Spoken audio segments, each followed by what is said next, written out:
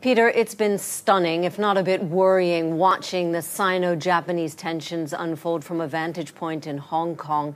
Is this a really big risk going forward, or is it the leadership change or the economy? I think the big worry, as far as China is concerned, is the economy. I think that really underlies everything else. And the reason the economy is worrying is because clearly we're having a slowdown. The question is, how severe is that going to be? But also, what can the leadership do about it? And that's obviously slightly in limbo. It seems like they're not doing anything right now. Xi Jinping, we didn't even see him for a while. There's all this noise around the leadership change. Does that mean paralysis, no reaction at all?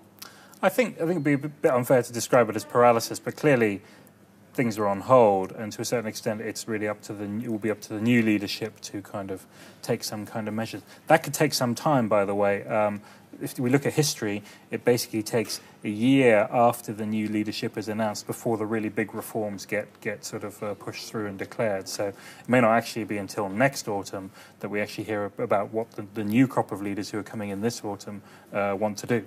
So that's a bit worrying. That means we have another year to stoke a nationalism in terms of China and Japan, and let's not forget the South China Sea as well. Yeah, the nationalism, I think, clearly it's ever present. It's really a question of to what extent the leadership wants to try and sort of stoke it up. But I don't think that they're completely powerless with respect to the economy. The question really is, there's the long-term aim, which I think they recognise, which is to rebalance the Chinese economy more towards consumption.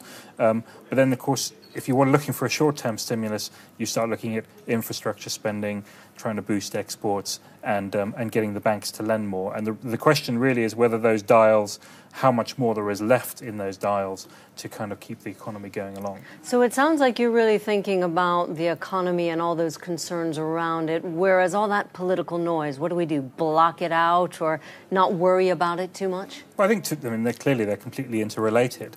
Essentially what we've had in China is we've had, for the last 10 years under the last leadership, extraordinary economic growth, with very little real political development, but it's kind of kept everybody quiet because people were getting much better off. As that slows, you get people obviously are disgruntled because it's not growing as quickly, and also people start focusing more on the divisions of wealth, and that can turn inwards or it can turn outwards in terms of nationalism. It feels like we're on the dawn of a new era in China, not only in terms of leadership, but all these changes that have been taking place, and now it's sort of like, what's next?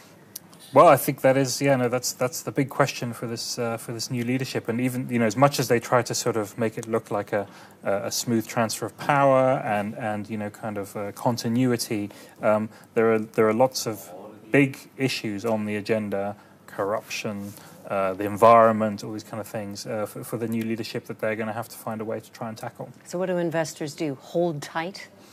That is what investors are doing at the moment, very much so, yes.